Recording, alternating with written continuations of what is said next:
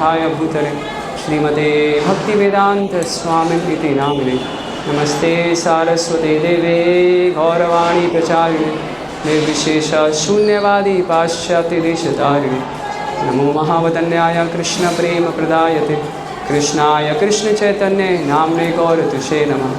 हे कृष्ण करुणा सिंधो दीनबंधो जगतपते गोपेश गोपिका कांत राधा कांत नमस्तुते तप्त कांचन गौरांगी राधे वृंदावनेश्वरी वृषभानुसुते देवी प्रणमामि हरिप्रिये वाञ्छाकल्पतरुभ्यश्च कृपा सिन्धुभ्येव च पतितानां पावनेभ्यो वैष्णवेभ्यो नमो नमः। जय श्री कृष्ण चैतन्य प्रभु नित्यानंद श्री अद्वैत गदाधर श्रीवासादि गौर भक्तवृंद। हरे कृष्णा कृष्णा कृष्णा हरे हरे हरे राम राम राम हरे हरे कृष्ण। अभी कुछ भक्त चर्चा कर रहे थे कि 10 मिनट पहले पहुंच जाते हैं, 5 मिनट पहले तो हमें दर्शन हो जाते हैं। तो एक्चुअली दर्शन देना ना देना वो भगवत इच्छा हूँ। भगवान पूर्णतः स्वतंत्र है, स्वराट, तो उनके ऊपर है कब वो अपने दर्शन हमें करवाएं। तो हमारी और इच्छा, एक्चुअली हम सही दिशा में जा रहे हैं। जब हमारी इच्छा और तीव्र होगी तब हमें भगवान के दर्शन हो पाएंगे। ये जो रणछोड़ राय जी वो यहाँ पर क्यों आए, तो जो भक्त बुढ़ाना अभी हम चर्चा करेंगे, तो उन्होंने भी बहुत श्रवण किया था इसी तरह कथा में, और उनकी जब बहुत इच्छा हुई भगवान के साक्षात दर्शन करने की, तो यहाँ रणछोड़ राय द्वारका से यहाँ पर प्रकट होते हैं।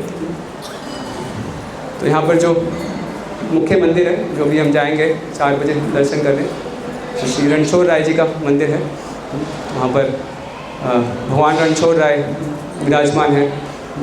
तो क्या अर्थ है? राय मतलब कौन?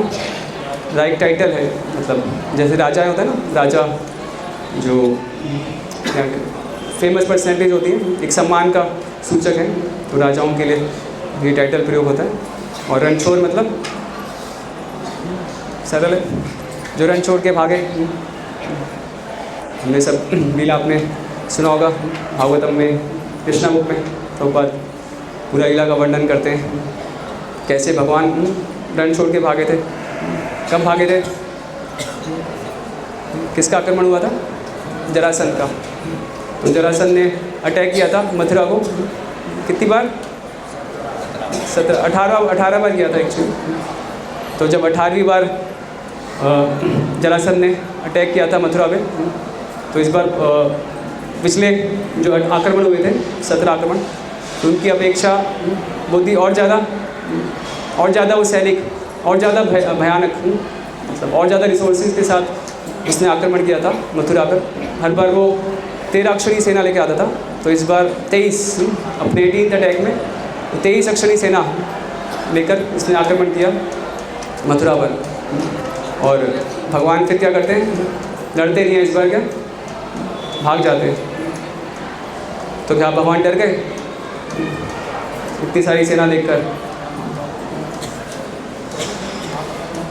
भगवान ऐसे रण छोड़ के भाग गए।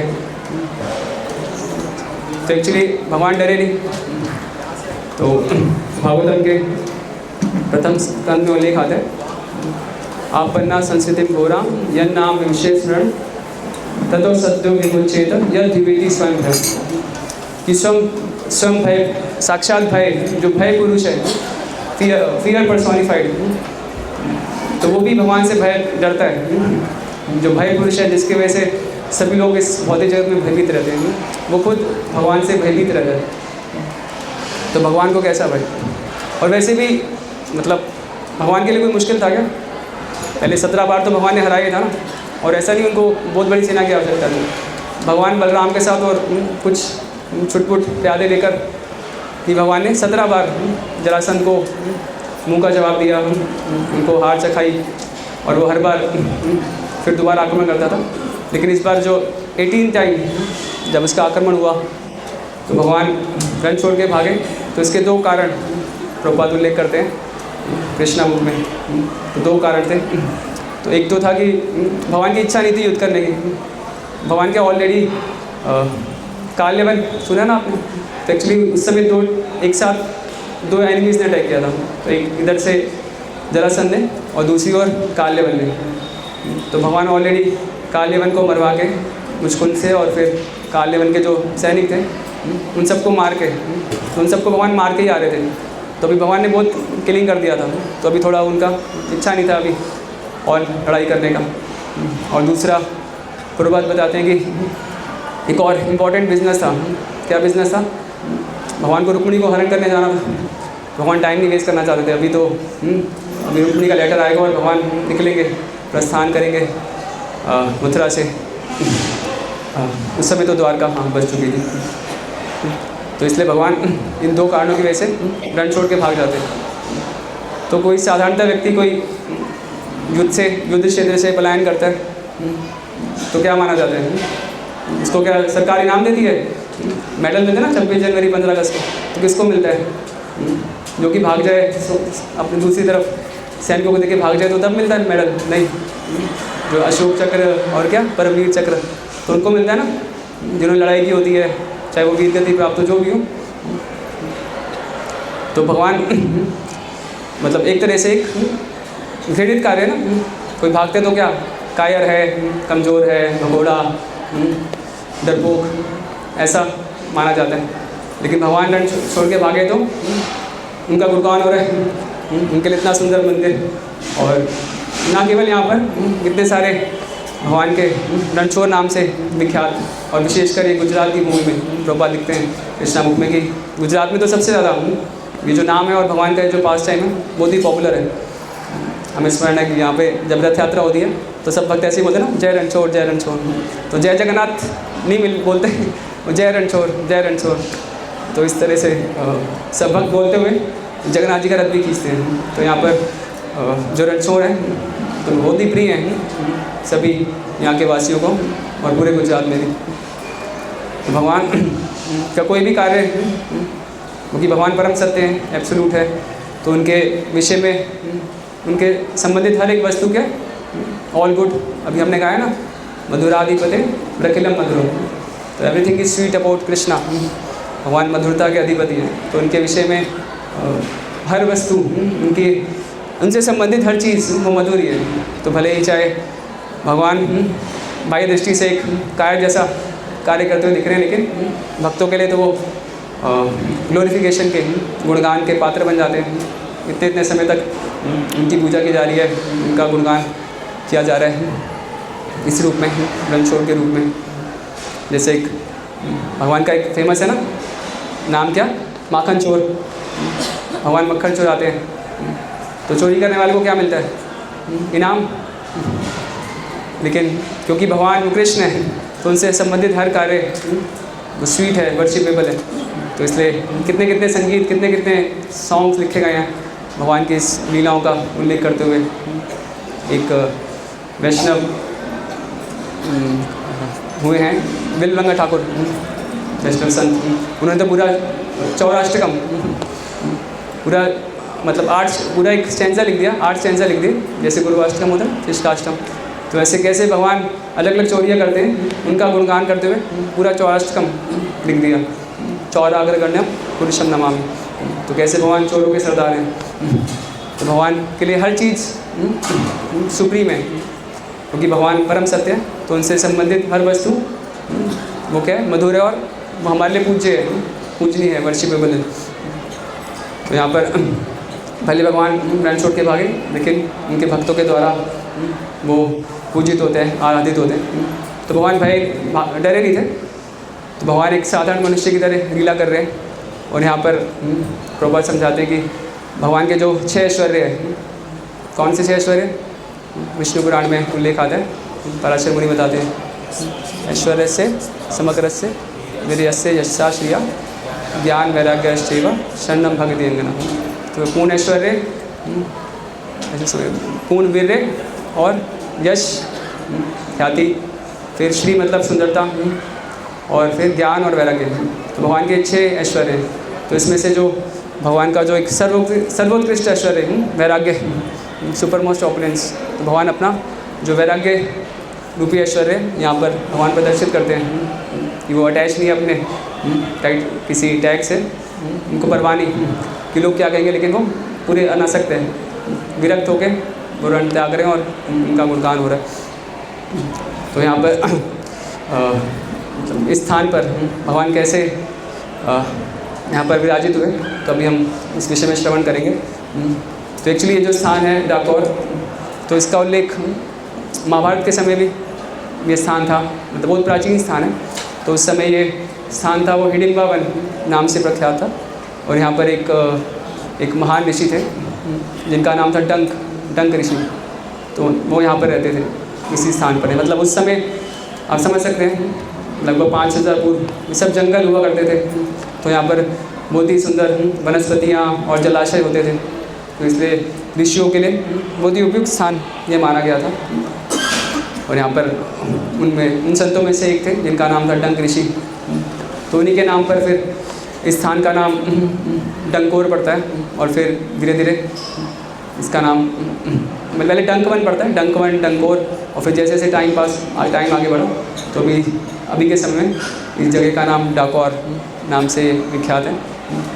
तो जो डंक ऋषि थे वो शिव जी के बहुत बड़े भक्त थे। तो उन्होंने भगवान शिव को प्रसन्न किया था अपनी तपस्या द्वारा।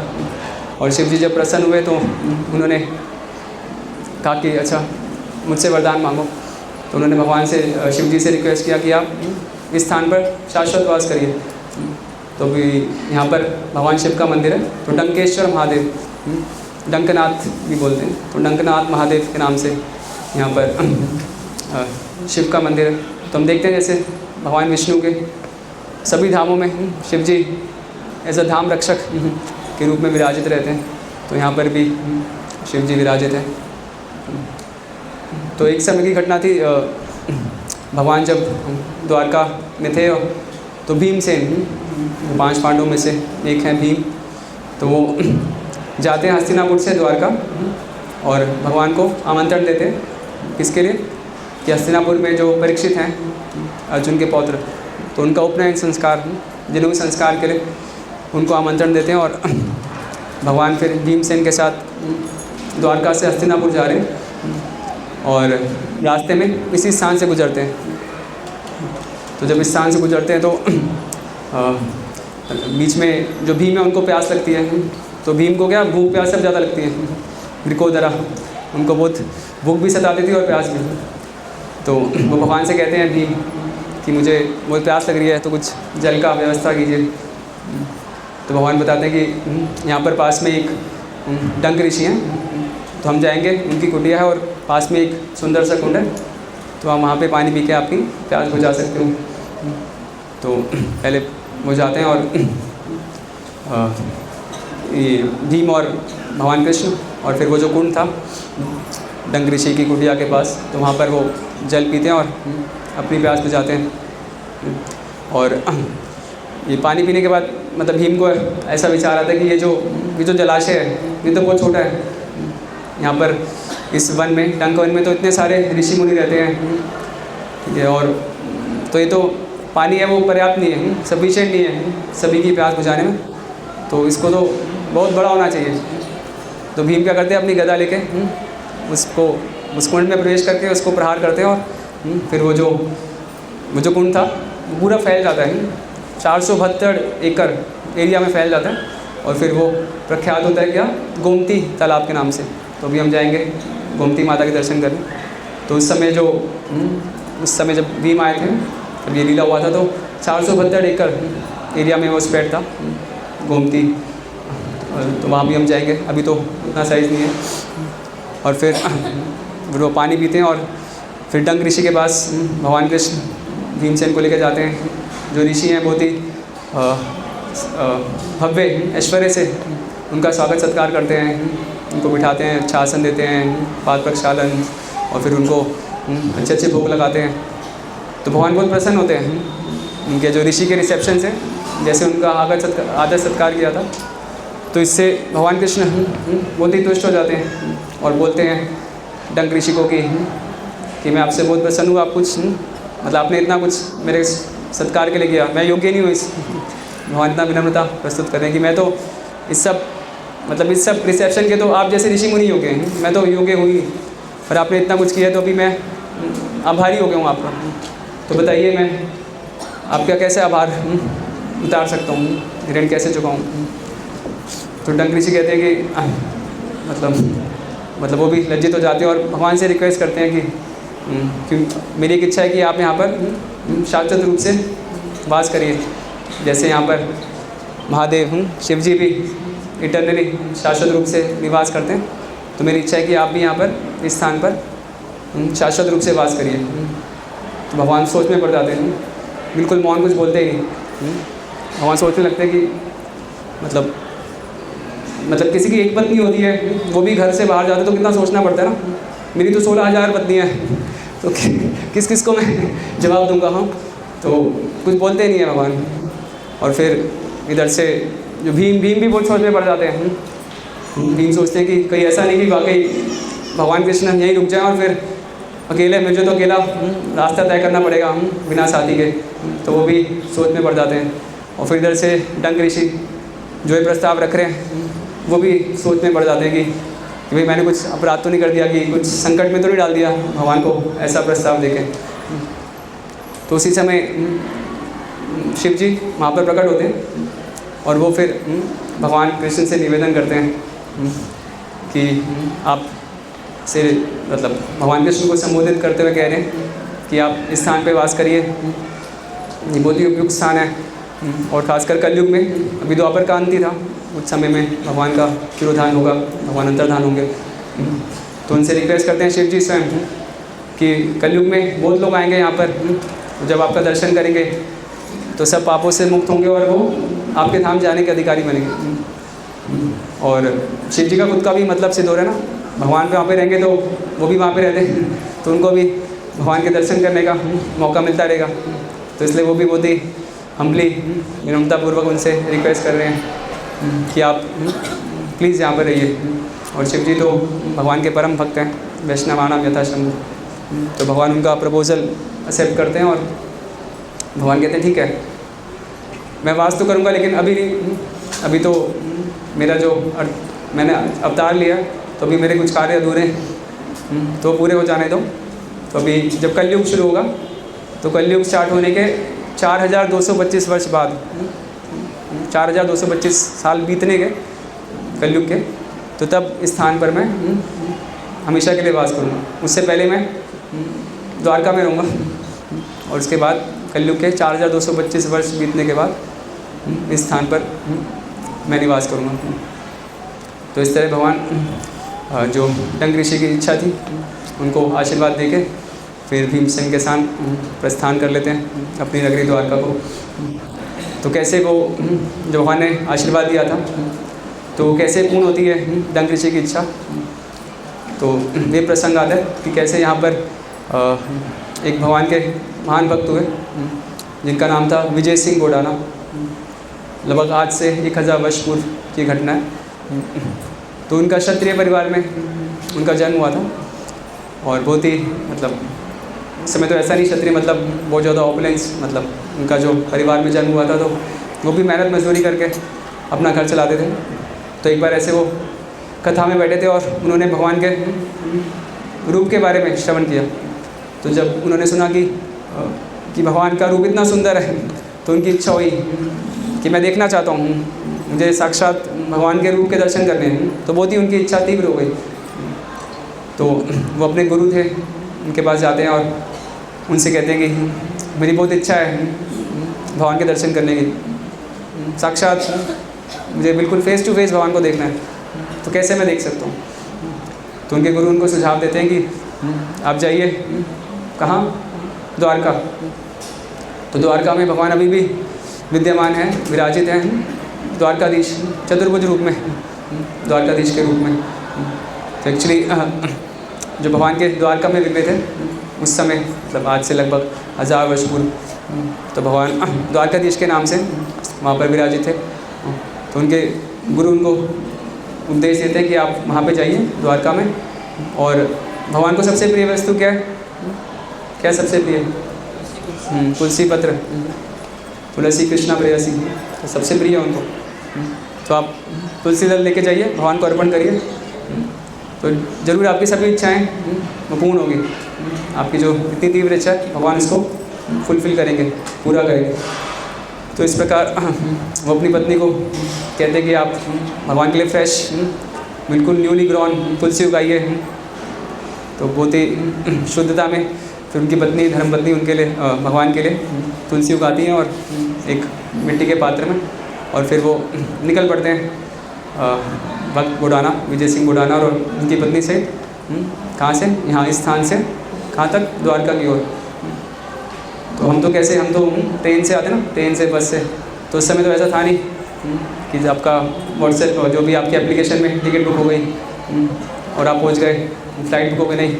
तो तीर्थाटन मतलब पैदल, तो पैदल यात्रा करते थे। तो यहाँ से निकलते हैं और उनको 15 दिन लगते हैं। तो 15 दिन पैदल चलने के बाद कितना, आई थिंक 500 किलोमीटर तो है यहाँ से कम द्वारका। तो पैदल यात्रा करते हैं और फिर वहाँ पर वो भक्त बुडाना पहुँचते हैं और भगवान के लिए जो तुलसी जो उन्होंने स्वयं उनकी पत्नी द्वारा उगाई गई थी, तो बहुत ही भक्ति भाव के साथ भगवान को अर्पण करते हैं। और मतलब ऑफ कोर्स भगवान और भगवान के विग्रह में कोई अंतर नहीं, तो उनके साक्षात वो वहाँ पर भगवान के दर्शन कर रहे होते हैं।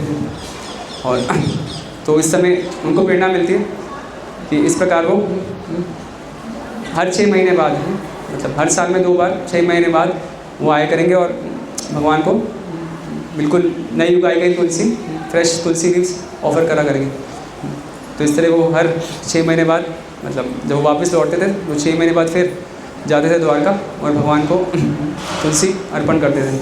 तो ऐसा कितनी बार, मतलब 61 टाइम्स, मतलब 61 बार वो गए यहाँ से पैदल द्वारका, फिर लौटे।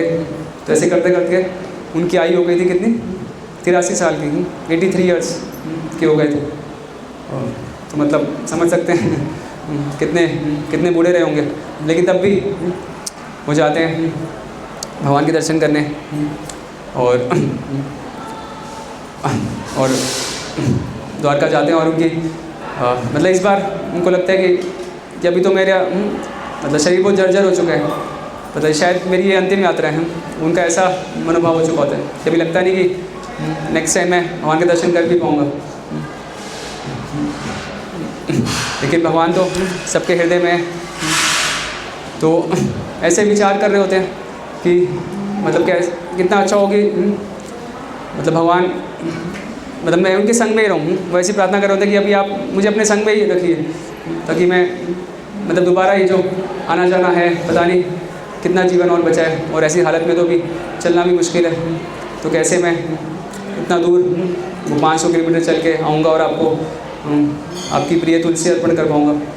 तो ऐसा विचार कर रहे हैं, और विचार करते करते फिर वो रात में भगवान के विषय में चिंतन करते हुए सो जाते हैं।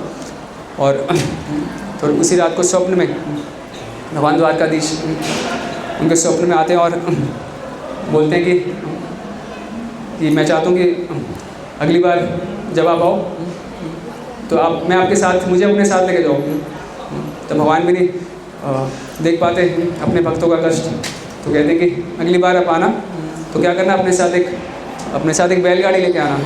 तो मैं बैलगाड़ी में आपके साथ वापस चलूँगा, फिर हमेशा कभी भी आप मुझे तुलसी अर्पण कर सकते हो। तो आपको फिर इतना बड़ा यात्रा तय करने की आवश्यकता नहीं है। तो बुदाना बहुत खुश हो जाते हैं और खुशी खुशी चले जाते हैं वापस डाकौर, और वेट कर रहे होते हैं बस अभी नेक्स्ट कब वो मुहूर्त आएगा, वही 6 महीने वाला टाइम, और फिर वो निकलेंगे। और इस बार वो पूरा, मतलब इस बार उनको क्या भगवान को लेने जाना होता है ना बैलगाड़ी से, तो बहुत ही प्रयास करते हैं, भाई अभी मुझे बैलगाड़ी का इंतज़ाम करना है। तो उनके घर में जो भी मतलब वो इतने दरिद्र परिवार से ही थे, तो उनके पास इतने मीन्स नहीं होते, इतना अर्निंग्स नहीं होता कि वो एक बढ़िया सी गाड़ी भगवान के लिए व्यवस्था कर सके। तो जो कुछ भी उनके पास साधन होता है तो उसको बेच कर वो कुछ, तब तो बार्टर सिस्टम होता था, लेकिन कोई लेना नहीं चाहता। मतलब जो भी उनके पास है वो तो पर्याप्त है ही नहीं कि बदले में कोई उनको बैलगाड़ी प्रोवाइड कर दे। वो तो बिल्कुल दरिद्र थे, फटे हाल थे, तो जो कुछ भी वो दे पा रहे थे लेकिन कोई राज़ी नहीं हो रहा था। तो ऐसे बहुत ही हताश हो जाते हैं। तो ऐसे बिल्कुल निराश होकर वो बैठे थे, तब एक ग्वाला उनके पास आता है और उनको प्रस्ताव रखता है कि बहुत आप दुखी दिख रहे हो, बहुत ही चिंतित लग रहे हो, मैं आपकी कुछ सहायता कर सकता हूँ क्या? तो भक्त जो बुढ़ाना होते हैं वो बताते हैं कि हाँ, मतलब मैं परेशान हूँ क्योंकि मुझे एक बैलगाड़ी चाहिए भगवान को द्वारका से यहाँ लाने के लिए, लेकिन मुझे मिल नहीं रही, तो आप कुछ व्यवस्था कर सकते हैं इसमें, मुझे हेल्प कर सकते हैं? तो वो जो ग्वाला होते हैं वो कहते हैं हाँ, मेरे पास है एक बैलगाड़ी, लेकिन उसमें जो बैल है बहुत ही बूढ़े हैं, मतलब कभी भी उनका नाम सत्य हो सकता है, पता नहीं द्वारका तक डिस्टेंस ट्रेवल कर पाएंगे नहीं कर पाएंगे। और बाकी बिल्कुल फर्स्ट क्लास कंडीशन में भी नहीं है, सेकंड थर्ड क्लास, मतलब पहले तो आपको इस पर मरम्मत करवानी पड़ेगी तब तो वो चलेगी, और फिर बैलों का भी कुछ भरोसा नहीं कितने कब उनका अंतिम श्वास आ जाए। लेकिन बुढ़ाना को तो बहुत ही तीव्र इच्छा है, वो कह रहे जैसा भी है, जो कुछ मेरे पास है आप रख लो, लेकिन मुझे ये आप बैलगाड़ी दे दो। तो फिर वो उनको ग्वाला से उनको खुशी खुशी वो बैलगाड़ी मिल जाती है, और फिर कैसे करके वो उनकी पत्नी फिर भगवान के लिए सुंदर सी तुलसी उगाती हैं और वो चल पड़ते हैं इस बार बैलगाड़ी लेकर भगवान द्वारकाधीश के दर्शन करने। दर्शन भी नहीं करने, उनको तो इस बार अपने साथ लाने के लिए। और जब पहुँचते हैं वहाँ पर तो सब देखते हैं कि भाई इस बार तो होता ना कोई नई चीज़ लेते हैं, तो बोलते हैं ना प्रभु जी नई कार, तो वैसे ही सब कहते हैं कि भाई हर बार तो आप आते थे तो पैदल, इस बार तो ये क्या पूरा कार्ट लेके आए हो बैलगाड़ी। तो वो जो विजय सिंह गोडाना बताते हैं कि इस बार द्वारकाधीश मेरे साथ आने वाले हैं। तो सबको लगता है तो क्या मजाक कर रहे हैं लगता है अब ये बूढ़े हो गए तो बूढ़े लोग क्या 60 आ जाते हैं ना 60 के बाद तो ऐसे, तो इनको कोई उनकी बात को गंभीरता से नहीं लेता। और फिर पर उनको थोड़ा डर भी रहता है कि भाई ऐसा तो है नहीं कोई, मतलब ये तो वैसे भी फटे हाल इतना बड़ा सब अरेंजमेंट कर रहा है, इतनी बड़ी बैलगाड़ी लेके आ रहा है, तो भाई उनको थोड़ा अलार्म भी बजता है कि भाई कुछ गड़बड़ भी हो सकती है। उनको डर भी रहता है वहाँ के पुजारियों को कि वाकई सही में ना हो भगवान को ले जाएं। तो ऐसे फिर वो माँ द्वारका में 1 दिन रुकते हैं, 2 दिन रुकते हैं, लेकिन वो परेशान है कि भाई अभी कैसे, भगवान ने तो आदेश दे दिया स्वप्न में ठीक है कि मैं आपके साथ चलूँगा, लेकिन अभी वो मैनिफेस्ट कैसे होगा, अभी कैसे वाकई भगवान चलेंगे, किस युक्ति से भगवान आएंगे, तो सोच नहीं पा रहे हो, बहुत परेशान हो रहे हैं। 1 दिन हुआ, 2 दिन हुआ, तो बार बार यही चिंतन चल रहा है कि भाई अभी जाएँ तो लेके कैसे जाए भगवान को। तो फिर तीसरा दिन भी बीत जाता है, और फिर तीसरी रात को जब वो रेस्ट कर रहे होते हैं बैलगाड़ी के पास ही, तो उनको स्वप्न आता है जिसमें द्वारकाधीश उनको कहते हैं कि भाई मैं आपकी कब से वेट कर रहा हूँ, आप आओ और द्वारका जो मंदिर है वहाँ तक आओ और मुझे लेके जाओ, चलेंगे हम। तो फिर बुढ़ाना तुरंत जागते हैं और अपनी बैलगाड़ी वहाँ मंदिर के पास लेके जाते हैं और देखते हैं कि वहाँ तो मतलब इतनी सारी सिक्योरिटी Z++ होती है ना सिक्योरिटी, तो उससे भी बड़ी टाइट सिक्योरिटी और बड़े बड़े लॉक, मतलब लॉक जंजीरें सब, मतलब पुजारियों को भी डर हो जाता है ना, तो अच्छे से उन्होंने पूरे ऑल्टर को सब दरवाज़ों पे बेड़ियों से जकड़ के रखा है, फुल प्रूफ सिक्योरिटी है, कोई परिंदा भी पर नहीं मार सकता, हवा भी नहीं पास हो सकती ऐसे, इतना टाइट सिक्योरिटी। लेकिन भगवान को तो मतलब कौन सा बंधन है, कौन उनको रोक सकता है अगर उनकी इच्छा है तो। जब देखते हैं ना कैसे भगवान जब मथुरा से जब उनको आना था गोकुल, तो कंस ने भी पूरा इंतज़ाम करके रखा था, पूरा कारागार में सब पहरेदार थे, लेकिन जब भगवान को आना था तो वो सब बेड़ियाँ, वसुदेव और देवकी की बेड़ियाँ भी खुल जाती है, वो पहरेदार भी सो जाते हैं, और वो जो बड़े बड़े लॉक्स लगे थे जेल में वो भी खुल जाते हैं, जमुना जो उफान कर रही थी वो भी मार दे देती है। तो जब मतलब भगवान की इच्छा होती है तो सब प्लान, सब फैसिलिटीज़ अरेंज हो जाती है। तो वैसे ही बुढ़ाना ने जब पास में आए देखा तो वो सिक्योरिटी तो खड़े होकर भी सो ही रहे थे, वो खड़े हैं लेकिन वो सो रहे हैं।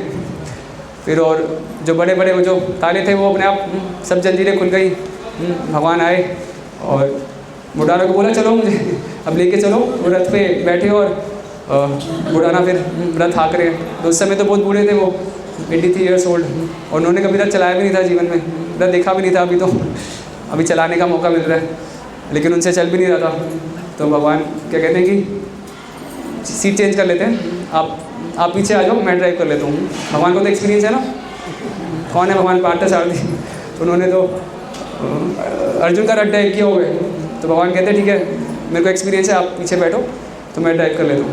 तो भगवान खुद अपने भक्त को रथ में बिठाकर और सारथी बनकर उनको द्वारका से यहाँ की ओर लेके आते हैं। और बीच में यहाँ से थोड़ा दूर एक स्थान है, कौन सा गांव है वो, उमरेड गांव करके एक जगह है, जहाँ पर भगवान यहाँ पर आने से पूर्व रात को विश्राम करते हैं। तो वहाँ पर एक बहुत ही प्रसिद्ध नीम का पेड़ है। तो नीम तो जल्दी क्या होता है, कड़वा होता है ना, दातुन करते हैं। तो भगवान रात को वहाँ रेस्ट करते हैं और सुबह उसी वृक्ष का डाल से भगवान दातुन करते हैं। तो उस स्थान पे ऐसा बताया जाता है कि आज भी वहाँ पे जाएंगे तो नीम वहाँ पे कैसे मीठा है, मधुराधिपति रखिलम मधुर। तो भगवान ने उस कड़वे नीम को भी मीठा बना दिया अपने अधरो अमृत का स्पर्श देकर। तो अभी भी उस स्थान पे जो नीम कड़वा ना होके मीठा है, ये भगवान की लार उसको मिली है। और फिर वहाँ से निकलने के बाद भगवान इस स्थान पर आते हैं। और लेकिन वहाँ पीछे क्या हो रहा है द्वारका में, तो जब पुजारी सुबह भगवान को जगाने जाते हैं तो देखते हैं क्या, ऑल्टर तो खाली है। सोचे कोई पुजारी, हमारे पुजारी हैं यहाँ पर, अभी आप ऑल्टर में जाओ और देखिए भगवान ही नहीं है तो शौक लग जाएगा ना। कहाँ चले गए हम, सोचो राधा और गोपीनाथ ही नहीं है ऑल्टर में, किनको पूजा करेंगे अभी। तो वैसे ही वहाँ देख रहे हैं कि मतलब भगवान को दर्शन खोले जा रहे हैं, भगवान है नहीं वहाँ पर। तो सबको भाई बेल बज जाती है कि भाई अभी तो बताते थे ना बुढ़ाना, वो लेके आए थे बैलगाड़ी, वही लेके गया हुआ। तो सब भाग पड़ते हैं, सभी वहाँ के जो पुजारी होते हैं उनके पीछे पीछे बुढ़ाना का पीछे करते हैं और वो पहुँच जाते हैं। तो यहीं पर अभी हम जाएंगे गोमती तालाब। तो उसी तालाब के नीचे जो बुढ़ाना है, भक्त बुढ़ाना, वो भगवान को छिपा देते हैं। और भगवान फिर बुढ़ाना को बोलते हैं कि आप जाओ उनसे नेगोशिएट करो। एक्चुअली जब इस प्रकार जब जिन्होंने इच्छा व्यक्ति थी बुढ़ाना ने कि भाई अभी मुझसे आया नहीं जाता, तो मैं उनकी इच्छा थी कि आप मेरे साथ चलिए। तो भगवान उनसे बातचीत करते हैं और उनको बोलते हैं कि ठीक है मैं आपके साथ आऊँगा नेक्स्ट टाइम, लेकिन हो सकता है बहुत भारी पड़े मुझे लाने के चक्कर में हो सकता है आपको प्राण भी गंवाने पड़ सकते हैं। तो भक्त बोलते हैं बुढ़ाना कि आपके लिए तो मैं हज़ारों बार प्राण न्यौछावर करने का तैयार हूँ, लेकिन आप मेरे साथ जरूर चलिए। तो इस प्रकार फिर जब भगवान अभी उनके लिए प्राण की बाजी आ गई थी ना, इधर से वो ब्राह्मण इतने गुस्से थे, तलवार और क्या क्या नहीं लेके आ रहे थे, और अभी उनके प्राण भी संकट में है। लेकिन भगवान कहते ठीक है आप जाओ उनसे चर्चा करो। लेकिन वो तो इतने क्रोधित कुछ सुनते नहीं, और बात में ही एक ब्राह्मण होते हैं वो द्वारकाधीश के पुजारी, और एक भाला लेकर बुढ़ाना को प्रहार करते हैं और उस समय उनकी मृत्यु हो जाती है। मृत्यु होती है तो कहाँ जाते हैं, भगवान के धाम। उन्होंने भगवान को इतनी उनकी सेवा की होती है, तो भगवान अपने भक्तों को निश्चित रूप से उनका धाम प्रदान करते हैं। तो इसलिए सुरक्षा मतलब ये नहीं कि हमारा बॉडी, वैसे भी बॉडी तो जर्जर था ना, 83 ईयर्स बॉडी, 83 साल का शरीर किस काम का। लेकिन अभी भगवान को लीलाओं में वो भागीदार बनते हुए वो शरीर छूट रहा है, तो उनको तो परम गंतव्य मिल रहा है। तो ये भगवान की सुरक्षा है कि भले ये शरीर तो छूटना ही है, लेकिन भगवान हमारे लिए एक अपने धाम में उनके सुप्रीम अबोर्ड में एक सीट गारंटी कर रहे हैं। तो वो असली सुरक्षा है। शरीर तो वैसे भी छिन भिन होने ही वाला है, उसका नाश होने ही वाला है। तो वो असली प्रोटेक्शन क्या भगवान की, कि वो हमें इस भवसागर से निकाल कर अपना आध्यात्मिक जगत प्रदान करते हैं। तो भगवान ने बुढ़ाना को प्रदान किया, और उसके बाद फिर जब वो तो मर जाते हैं, लेकिन ये जो सेवक होते हैं, पुजारी होते हैं द्वारकाधीश के, तो उनको तो कुछ क्लू नहीं मिल रहा था। अभी भगवान को कहाँ ढूंढे, तो उनको बस ये तालाब ही दिख रहा है, गोमती नदी। तो अपने उनके हाथ में जो भी भाले वगैरह होते हैं, तो उससे टच कर करके छुआ के देख रहे हैं, अरे कहीं तो भगवान होंगे, कहीं जगह मिले तो ऐसे वो जो उनके हाथ में भाला होता है वो, क्योंकि उन्होंने जो विग्रह थे वो गोमती तालाब में ही छिपाए थे, तो वो जो भाला जो पुजारी नदी में मार रहे थे, तो वो भगवान को हर्ट करता है, भगवान के सिर पे पड़ता है और फिर वहाँ से रक्त प्रवाह, भगवान का खून निकलने लगता है। तो इसलिए भगवान के विग्रह और भगवान में अंतर नहीं है, प्रतिमा नहीं साक्षात ब्रजेंद्र नंदन। हम बहुत सारी कथाएं सुनते हैं, साक्षी गोपाल कैसे भगवान खुद साक्षी देने आते हैं, तो वैसे ये जो अर्चा विग्रह भगवान से अभिन्न है। तो जब उनको उनके सिर पे हर्ट होता है तो वहाँ पे रक्त प्रवाह होता है, और ऐसा बताया जाता है आज भी वो जो मिट्टी है, तो जिस जगह पे उनको छुपाया गया था वो गोमती तालाब में, तो उसके जो नीचे वाला ग्राउंड है अंडरग्राउंड, तो वहाँ पे जो मड है वहाँ की मिट्टी अभी भी लाल है, तो बाकी जगह ब्लैक है, लेकिन क्योंकि वहाँ पे भगवान का रक्त प्रसिद्ध हुआ था, वहाँ पे प्रभाव हुआ था, तो वहाँ की कुछ सेक्शन अभी भी वहाँ पे लाल है। और तो वो मतलब ब्राह्मण तो बहुत उतावले हो रहे थे कि जल्दी से द्वारकाधीश को वापस लेके जा रहे हैं। तो अभी बुढ़ाना तो चले गए भगवत धाम, तो भगवान उनकी पत्नी थी बुढ़ाना की, उनका नाम था गंगाबाई, तो उनको ऐसा बोलते हैं कि आप जाइए और ये जो पुजारी हैं तो इनके साथ आप एक डीलिंग करो, इनके साथ नेगोशिएट करो, इनको बोल दो कि मेरे बदले में तो भगवान की खुद की तो इच्छा है, भगवान वापस ही जाना चाहते हैं, तो आप जाओ, गंगाबाई को कहते हैं कि आप जाओ और ब्राह्मणों को बोलो कि द्वारकाधीश के बदले इनका जितना भी वेट है ना, जितना वजन है, तो उतने वजन का मैं सोना आपको दे दूँगी, तो आप द्वारकाधीश को छोड़ दो और इसके बदले मैं उनके वेट के बराबर आपको सोना गोल्ड दे दूँगी। तो गंगाबाई को लगता है कि भाई कैसा भगवान मेरे साथ मजाक कर रहे हैं, हमारे पास तो एक फूटी कौड़ी भी नहीं है और मतलब मैं वचन भी कैसे दे सकती हूँ कि मतलब इतनी सारा गोल्ड भगवान के वेट के बराबर, वजन के बराबर सोना कहाँ से लाऊंगी मैं। तो भगवान युक्ति बताते हैं कि आप ऐसे करना, माताएं पहनती ना नाक में नथनी, क्या बोलते हैं, कोका, हमारे दिल्ली में तो ऐसा बोलते हैं, यहाँ पर क्या बोलते हैं, नथ, नाक का जो नथ होता है, तो वो आप वो और साथ में एक तुलसी दल वो आप अर्पण कर देना, तो बाकी सब संभाल लूँगा मैं। तो फिर उनके सामने ऐसा वो प्रपोजल लगती हैं, फिर एक तराजू बैलेंस लिंक बैलेंस मंगवाया जाता है, तो एक पलड़े पे द्वारकाधीश को रखा जाता है और दूसरे पलड़े पे वो क्या करती है, वो गंगाबाई अपने नाक का नथना और एक तुलसी का पत्ता वहाँ रखती है और फिर वो पल्ला भारी हो जाता है और भगवान उड़ जाते हैं, लाइट हो जाते हैं, अणु अणियाम हतो मयान, भगवान तो heavier than the heaviest and lighter than the lightest, भगवान से तो जो चाहे वो कर सकते हैं। तो फिर तो ब्राह्मणों को इधर से सोना भी नहीं मिला और भगवान भी नहीं मिले, उनके लिए तो बहुत घाटे का सौदा हो गया। इधर से द्वारकाधीश भी चले गए और एक होप थी कि चलो खैर उनकी प्रेम तो भगवान से था, लेकिन एटलीस्ट सोना मिलता तो फिर भी कुछ सेवा में प्रयोग करते, लेकिन अभी तो उनको एक नाक की नथनी से काम चलाना पड़ेगा। तो वो भी बहुत निराश होते हैं, वो भी भगवान से अटैच होते हैं ना वो सब ब्राह्मण। तो द्वारकाधीश उनको एश्योरेंस देते हैं कि आप चिंता मत करो। तो 6 महीने बाद, तो आज से 6 महीने बाद द्वारका के पास एक जगह बावड़ी ऐसे करके एक जगह, तो वहाँ पर एक कुआं है, सावित्री वाव, गुजराती में वाव मतलब कुआं, तो सावित्री वाव करके ये कुआं है द्वारका के पास। तो 6 महीने बाद मैं वहाँ पे प्रकट हूँगा, तो तब आप मुझे स्थापित करिएगा, और तो तब तक आप 6 महीने तक वेट करो। तो फिर वो जो ब्राह्मण थे बस उनको निराश होकर फिर जाना पड़ता है, वो वेट कर रहे होते हैं 180 days टू गो, जैसे हम वेट करते हैं ना जन्माष्टमी में इतने दिन बचे, तो वो भी कब वो 6 महीने पूरे होंगे और कब द्वारकाधीश उनको फिर से मिलेंगे। पर उनसे रहा नहीं जाता, और मतलब 6 महीने भी पूरे होते नहीं, लेकिन उनसे रहा नहीं जाता और वो पहुंच जाते हैं उस कुएं में, और वहाँ पर अभी भगवान के विग्रह उनको मिलते हैं, तो वहाँ से निकालते हैं। लेकिन क्योंकि अभी वो समय अवधि पूरी नहीं होती जो भगवान ने नियुक्त की थी, तो अभी भी वहाँ के जो विग्रह हैं हम दर्शन करने जाएंगे जब द्वारका में द्वारकाधीश के, तो अभी भी वो कंप्लीट नहीं है, मतलब उनकी जो आइज़ है आँखें पूरी से बनी नहीं है, जैसे जगन्नाथ जी के हाथ पैर नहीं बने ना, भगवान इस रूप में आना चाहते थे, तो वैसे द्वारकाधीश जो विग्रह हैं अभी इस समय द्वारका में, तो उनकी भी आइज़ इनकम्प्लीट है, तो भगवान उस रूप में फिर उनको दर्शन देते हैं वहाँ के ब्राह्मणों को, और फिर उनकी ऐसे सेवा चलती है।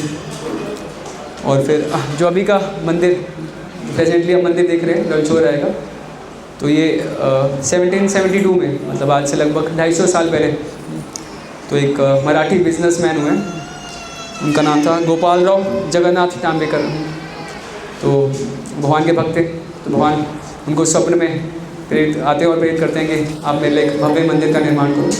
तो जो मंदिर है फिर उनके धनराशि से उनका निर्माण होता है।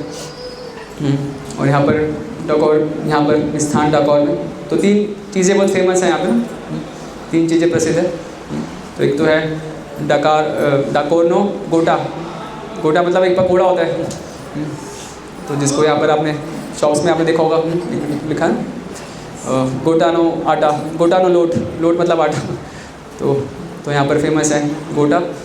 और दूसरा लोटा, लोटा तो यहाँ का गोटा, लोटा और फोटा, तो 3 चीज़ें फेमस है। तो एक तो गोटा खाने वाला, फिर लोटा जल पीने का पात्र, तो यहाँ पर कई सारी आपको शॉप्स मिलेंगी जहाँ पर लोटा सेल होता है। और फिर फोटा मतलब गुजराती में फ़ोटो, तो बहुत सारे भगवान की फ़ोटोज़ की शॉप्स मिलेगी। तो अच्छा है, यादगार के लिए कुछ आप रख सकते हैं अपने घर में, लेके जाइए, किसी को गिफ्ट करने के लिए भी अच्छा है, भगवान के सुंदर छवि आप लेके जा सकते हैं। और ये जो भगवान जिस दिन यहाँ पर आए थे, तो ये महीना ही था कार्तिक का, तो कार्तिक महीने की पूर्णिमा वाले दिन भगवान को जो रणछोड़ राय जी यहाँ पर इंस्टॉल हुए थे, आज से लगभग 1100 वर्ष पूर्व। तो हम समझ सकते हैं कैसे भगवान है वो भक्तवत्सल है।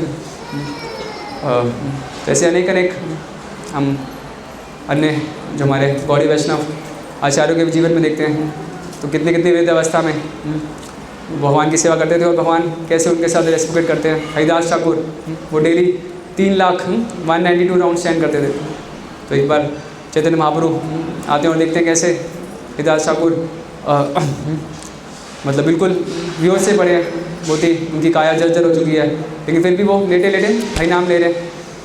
और उनको महाप्रभु कहते हैं कि अभी आप तो बहुत बूढ़े हो गए, अभी आपको आवश्यकता नहीं, क्यों इतनी बड़ी संख्या, 3 लाख नाम लेने की जरूरत नहीं है, आप तो इतने ऊंचे स्तर पे हो।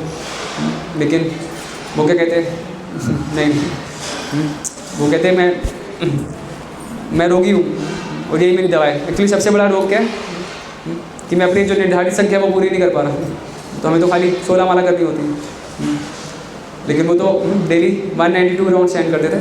और चैतन्य महाप्रभु ने उनको कहा कि ठीक है अभी आपको करने की आवश्यकता है, लेकिन फिर भी वो जो अपने वॉच थे, जो उन्होंने प्रतिज्ञा ली थी भगवान की तुष्टि, तो उससे पूरे आसक्त थे, और उन्होंने अंत समय तक भी भगवान की इच्छा से प्रेरित होकर वो करते रहे। ऐसे हम देखते हैं सनातन गोस्वामी के जीवन में, वो इतने वृद्ध हो चुके थे, लेकिन फिर भी उनका भी एक व्रत था कि वो डेली गोवर्धन की परिक्रमा करते थे। और एक्चुअली हम जो परिक्रमा करते हैं 21 किलोमीटर की, वो तो बहुत छोटी परिक्रमा है। सनातन गोस्वामी तो आई थिंक 44 किलोमीटर, उससे भी बड़ी परिक्रमा डेली वो किया करते थे। और फिर चैतन्य महाप्रभु पर्सनली उनको कहते कि आप ये शिला रखो और अभी आपको आवश्यकता नहीं, लेकिन उनका भाव तो यही था, फिर भी उनकी इच्छा रहती थी कि माधवेंद्रपुरी वो इतने वृद्ध हो गए थे, तो इतनी वृद्ध काल में भगवान उनको बोलते हैं कि आप कहाँ, उस समय गोपाल जी अभी तो नाथद्वारा में है, लेकिन तब वो गोवर्धन में थे। तो वहाँ से कहते हैं कि माधवेंद्रपुरी की आप जाओ, और कहाँ जाओ, मलय अजय चंदन ले, मलय देश जगन्नाथपुरी जाओ और वहाँ से चंदन लेके आओ।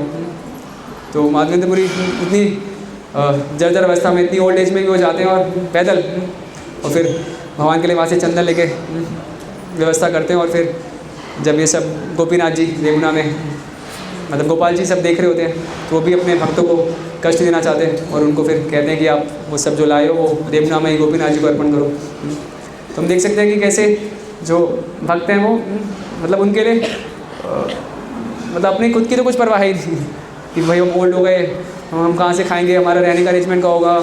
अभी माधवेंद्रपुरी को गोवर्धन से जाना है कहाँ, पूरी कितना किलोमीटर है, मतलब 2-2.5 हज़ार होगा, मतलब लेकिन उनको कुछ टेंशन नहीं कि भाई मैं कहाँ पे स्टे करूँगा, और कहाँ पे अकोमोडेशन होगा, क्या खाने को मिलेगा। बस उनको ये दिख रहा है कि कैसे भगवान को प्रसन्न करना है, कैसे उनकी इच्छा मुझे पूर्ण करनी है। वही उनके लिए वही समाधि है, उनके लिए सबसे बड़ा एक्सटेसी है भगवान को संतुष्ट करना। तो हम देख सकते हैं हमारे आचार्य के उदाहरण से। और भगवान भी कैसे फिर आदान प्रदान करते हैं। तो जैसे यहाँ पर माधवेंद्रपुरी के साथ किया कि आप वो जो चंदन है वो, क्योंकि वहाँ पर मुस्लिम शासन था उस समय और बहुत ज़्यादा ट्रबल भी होता, तो भगवान ने कहा कि आप इनको ही अर्पण कर दो गोपीनाथ जी को। तो वैसे यहाँ पर भक्त उड़ाना की भी तीव्र इच्छा थी, लेकिन उनका भी कठोर नियम था कि कितने भी दूरी हो गए, 83 साल के हो गए, लेकिन फिर भी पैदल यात्रा करना है डाकोर से, हर 6 महीने द्वारका जाना है, भगवान को तुलसी अर्पण करना है। और भगवान फिर कैसे आदान प्रदान करते हैं। तो भगवान भक्त वत्सल है। हम देखते हैं 9वें स्कंद में भगवान जब वो अम्बरीश महाराज का प्रसंग आता है, भगवान बता रहे हैं दुर्वासा मुनि को, हम भक्त पराधीनो ये स्वतंत्र एवं दुजा साधु भी ग्रस्त जो भक्त जन प्रिया। तो भगवान बता रहे कि हालांकि भगवान स्वराट है, लेकिन कह रहे कि मैं इंडिपेंडेंट होते हुए भी डिपेंडेंट हूँ, अपने भक्तों के मैं अधीन हूँ। जैसे वो जब अम्बरीश महाराज को प्रताड़ित किया गया था दुर्वासा द्वारा, तो भगवान कह रहे हैं कि भाई सुदर्शन मेरे कंट्रोल में है ही नहीं, वो तो चला गया, मैं तो मेरे आउट ऑफ कंट्रोल हो गया, क्योंकि मैं तो भक्तों के अधीन हूँ। तो जब भक्तों पे कष्ट आते हैं तो मेरे व्यापार अपने आप ही चले जाते हैं, मेरे कंट्रोल में नहीं रहते। भगवान इतने ज़्यादा भक्त वत्सल है। तो वैसे ही भगवान कैसे हम दामोदर लीला में भी देखते हैं, अभी जो दामोदर अष्टकम पाठ करते हैं दामोदर लीला, तो कैसे जब माँ यशोदा इतना प्रयास करती है कृष्ण को बांधने का, और इस प्रयास में जब वो मतलब इतना श्रम करके जब वो पसीने हो जाती हैं, तो भगवान जो जिनको कोई बांध नहीं सकता तो वो भी बन जाते हैं। तो कैसे इतने महान जिनसे कोटि कोटि ब्रह्मांड निकल रहे हैं, वो एक स्त्री के भय से भयभीत हैं, रणछोड़ लीला कर रहे हैं, अपने भक्तों को आनंद दे रहे हैं। तो कैसे भगवान भक्तों के अधीन हो जाते हैं। तो भगवान का एक जो विशेष गुण है भक्त वत्सलता का, तो हमें उसका ये ज्वलंत उदाहरण यहाँ पर भगवान के चरित्र से मिलता है। भागवतम के 11वें स्कंद में भगवान उद्धव को बताते भी हैं, भगवान कह रहे हैं कि लक्ष्मी जी भी उनको इतने प्रिय नहीं है, और सम संघर्षण भगवान के जो डियर ब्रदर बलराम, वो भी भगवान को इतने प्रिय नहीं है। भगवान कह रहे हैं कि मैं खुद भी अपने आप को हूँ, सबसे ज़्यादा तो खुद से प्रेम होता है, मैं खुद भी अपने आप को, मुझे खुद से भी अपने को इतना प्रेम नहीं है जितना कि मेरे भक्तों से मुझे भक्तों के प्रति मुझे प्रेम है। तो भगवान तो बहुत वत्सल है, भक्त वत्सल। तो कोई भी एक स्टेप उनकी तरफ आगे बढ़ता है तो भगवान 1000 स्टेप्स उनकी ओर बढ़ते हैं। तो हम इस विशेष अवसर पर, इस कार्तिक मास पर यहाँ पर एकत्रित हुए, तो हम प्रार्थना करें श्री रणछोड़ राय के चरणों में कि जैसे मतलब सबको भक्तिदान, शुद्ध भक्ति प्रदान करते हैं, तो उनके हृदय में अपार करुणा है अपने भक्तों के प्रति। तो उन भक्तों की श्रेणी में, श्रृंखला में हम भी काउंट हो सकें। तो इसके लिए हमें भगवान का फेवरेट बनना है, तो क्या करना पड़ेगा? जैसे भक्ति रस सरस्वती कहते थे ना कि भगवान को देखने का आतुर मत हो, कुछ ऐसा करो कि जिससे भगवान हमें देखें। तो यदि हम ये जो चैतन्य महाप्रभु का जो महान आंदोलन है, ये संकीर्तन यज्ञ, तो इसमें किसी भी प्रकार हम जुड़ते हैं, किसी भी प्रकार हम सेवाओं में भाग लेते हैं, तो भगवान के बहुत ही हम प्रिय बनते हैं। गीता में भगवान बता ही रहे हैं 18वें अध्याय में कि हम खासकर जो प्रचार की सेवा है, या इदम परमम भूयम मद भक्तेश्व विद्यास्यति भक्ति मई परम कृत्वा मां में वेशेति असंशय। जो भी किसी भी प्रकार से प्रचार, मतलब तो एक प्रचार तो है डायरेक्टली प्रीचिंग, लोगों को कृष्ण के बारे में बताना, प्रभुपाद ग्रंथ देना, अदरवाइज से पूरा आंदोलन प्रचार का ही आंदोलन है। तो किसी भी प्रकार हम इस सेवा में जुड़ते हैं, चाहे वो मंदिर का मार्जन हो, भगवान का डेकोरेशन हो, अभी तो डीटीज आएंगी भोपाल में, तो और सेवाएं बढ़ने वाली है।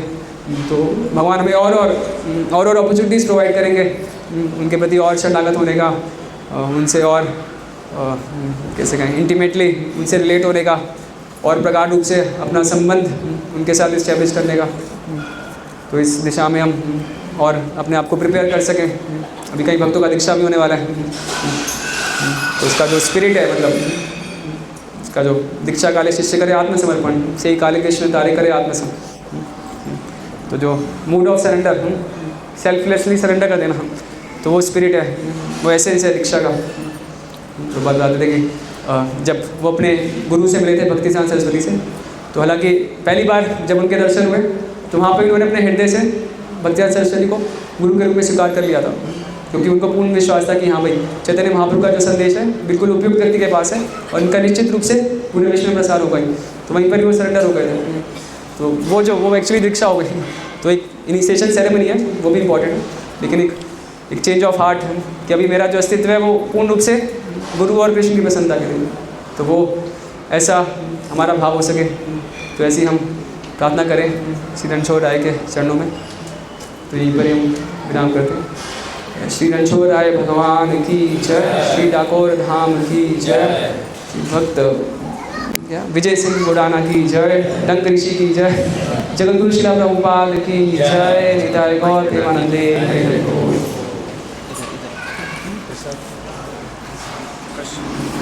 किसी कोई प्रश्न है तो पूछ सकते हैं। कितना समय है हमारे पास? ठीक है, 5 मिनट है, तो 1-2 प्रश्न किन्हीं के हैं तो जी प्रणव। हाँ, ये कौन सा शास्त्र है? स्थल पुराण। एक्चुअली ये प्रश्न ऑलरेडी एक बार आई थिंक 2014 में पर मुझे भक्ति का समाज का कैंप हुआ था यहाँ पर, तो महाज से ये प्रश्न किया गया था सेम कि कौन से शास्त्र में ये कथा थी।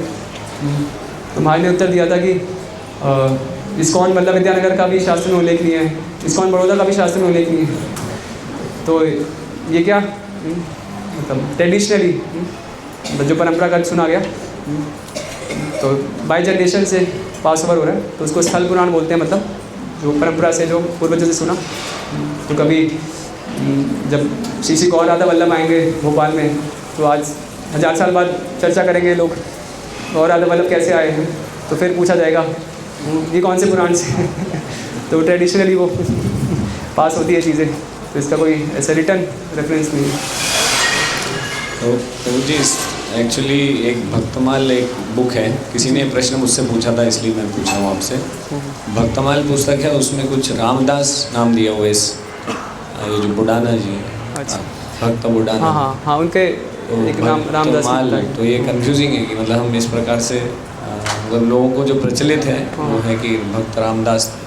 अच्छा, हाँ रामदास करके भी एक जगह तो आता है, मतलब उनका इस प्रकार भी मतलब जैसे कृष्णदास बोल देते हैं ना एनोनिमस, तो वैसे रामदास नाम हो सकता है। बाकी तो मतलब विजय सिंह गोडाना ये तो स्पष्ट उल्लेख है, मतलब प्रचलित है, इस नाम से वो प्रख्यात है।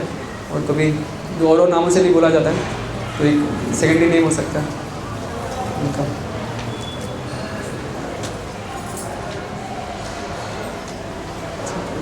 जी, इसका प्रश्न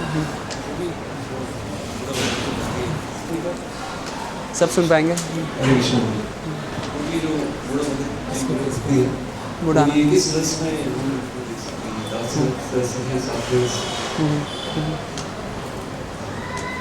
प्रश्न है कि ये जो भक्त विजय सिंह बुढ़ाना तो किस रस में भगवान के साथ वो आदान प्रदान कर रहे थे। तो दास्य रस तो मतलब वो तो सभी रसों में है ही, सभी जीवात्मा भगवान के सर्वेंट है। और यहाँ पर क्योंकि भगवान उनके साथ आदान प्रदान कर रहे हैं, और ख़ास करके जो पास टाइम में कि भगवान उनको बिठाकर खुद रथ हाँक रहे हैं, तो एक साक्ष्य रस का भी मतलब हमें ग्लिम्स दिख ही रहे हैं वहाँ पर, जैसे भगवान अर्जुन को रथ ड्राइव कर रहे थे। और विशेष रूप जो प्रोमिनेंट है वो तो दास्य भाव, वो तो अपने आप को भगवान के सर्वेंट मानते थे, और हर 6 महीने बाद पैदल यात्रा करके भगवान को तुलसी अर्पण करने जाते हैं।